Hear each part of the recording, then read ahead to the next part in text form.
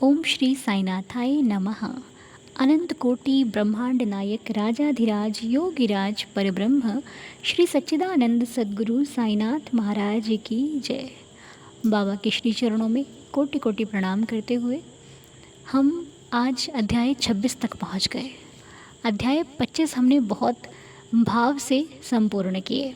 आज बाबा ने हमसे 26वां अध्याय संपूर्ण करवाया, जो कि हर भक्त ने बड़ी ही श्रद्धा भाव से पढ़ा। और इस अध्याय में भक्त पंत हरिश्चंद्र पितले और गोपाल अंबेडकर जी की कथाएं शामिल हैं।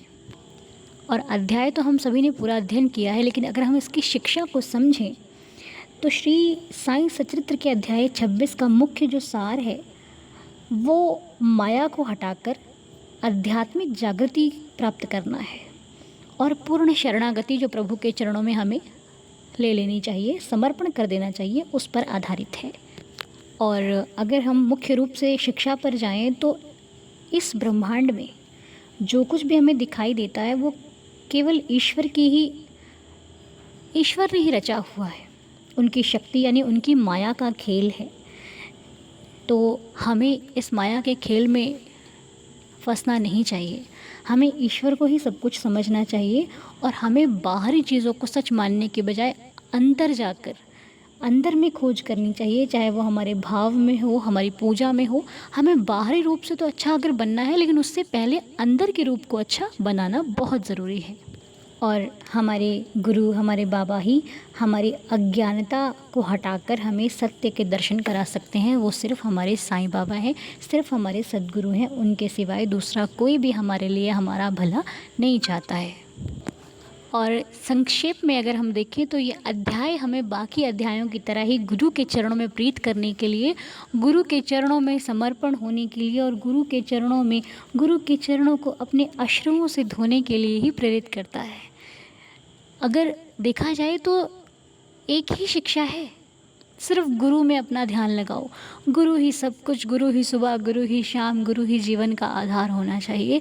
यही हमने हर अध्याय में शिक्षा ज़रूर ग्रहण की है ना। दूसरी बात, अपने अहंकार को त्याग देना। अहंकार कभी समझ में नहीं आता कि है भी या नहीं, है ना।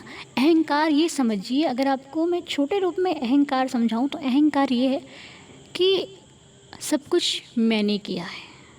मैंने तुम्हें खाना दिया, मैंने तुम्हें पानी दिया, मैंने तुम्हारा जीवन बचाया। ये अहंकार है। अर्थात मैं जो है वो अहंकार का रूप है। अगर हम कहें सब कुछ आपने किया, सब कुछ बाबा ने किया, कई बार क्या होता है हम श्रेय पाने के चक्कर में बहुत कुछ शब्दों का इस्तेमाल करते हैं जो अहंकार के अंतर्गत आ जाते हैं।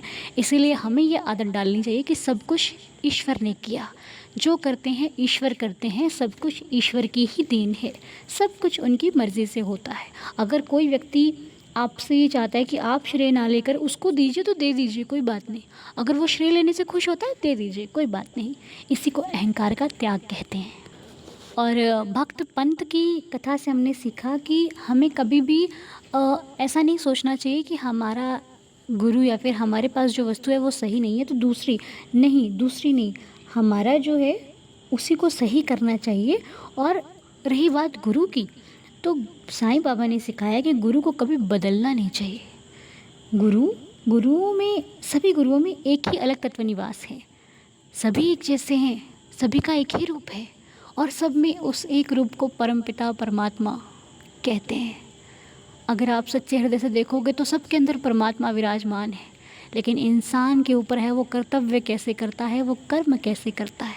भगवान ने शिक्षा सबको दी है, मालूम सबको है कि सही और गलत क्या है, लेकिन चयन करना इंसान के ऊपर है कि वो चयन किस भाव का करता है, किस कार्य का करता है।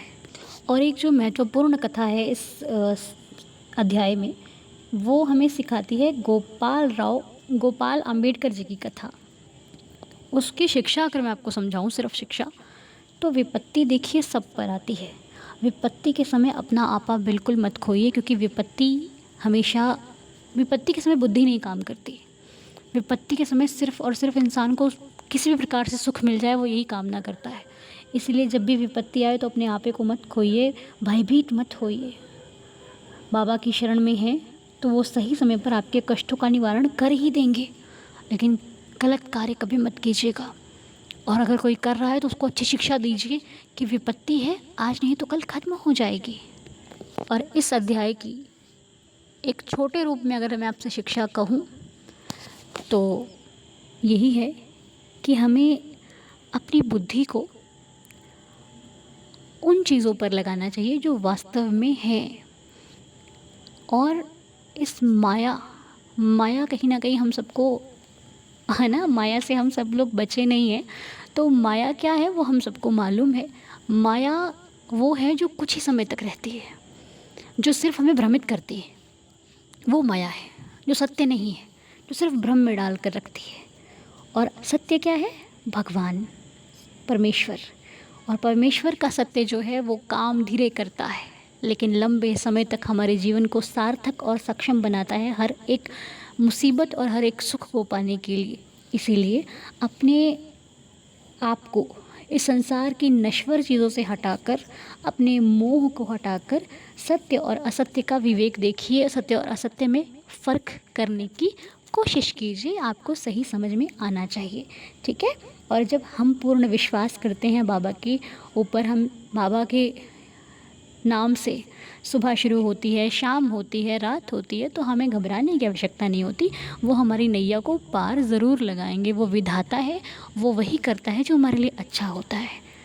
श्री साईं स्तवन मंजरी में एक लाइन आती है कि जिसमें हित हो मेरा दाता, वही दीजिए मुझे विधाता। तो ये लाइन बहुत ही अच्छी लगती है मुझे, और यही प्रभु से कहना है, ठीक है। बाकी आज की अध्याय की शिक्षा यही थी। आप अपने जीवन में इसको धारण कीजिए, हम सब धारण करेंगे तो हमारा जीवन सार्थक होगा। मिलेंगे आपसे कल मॉर्निंग प्रेयर में। तब तक के लिए आराम से अपने जीवन को, आज पूरा दिन बीत गया, अच्छा होगा और बाबा का धन्यवाद करते हुए आज के दिन को संपूर्ण करें। आने वाला दिन आप सबकी लाइफ में बहुत सारी खुशियाँ लेकर के आए, मेरी साईं चरणों में प्रार्थना है।